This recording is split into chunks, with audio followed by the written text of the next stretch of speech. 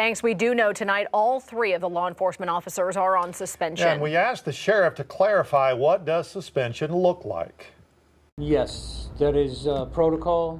As you know, throughout the country is protocol to suspend them with pay on administrative leave until we can do a investigation. And here's a look at who we know so far is investigating the use of force. And new today, we've learned the FBI and the Department of Justice are looking into this case.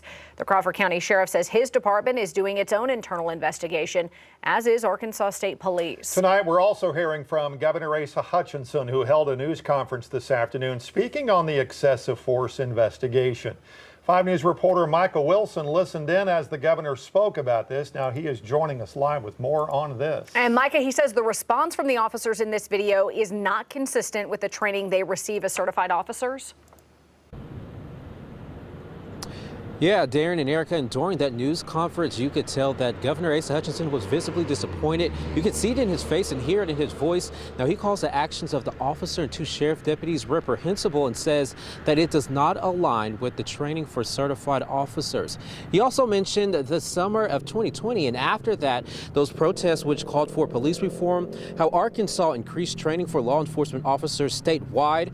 Part of that training does include excessive force and mandatory duty to intervene training, which the governor says was not followed in this case. He was asked if he would consider adding more training for law enforcement officers. However, he said he can continue to add more training, but it is ultimately up to the officer to use their training. He also says he does not want this to paint in a negative light on Arkansas law enforcement. Meanwhile, state police are giving us an outline of their investigation.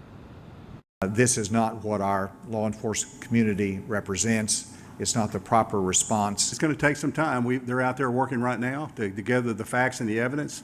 And once we get the facts and evidence, they prepare a case file and a summary, and then we'll turn it over to the prosecutor, who then will decide what the appropriate charges are. Now, once the prosecutor gets this, they will then decide of whether to release that dash cam video from the Mulberry Police Department's car to the public, which the Crawford County Sheriff's Office says actually led up to that cell phone video that has gone viral.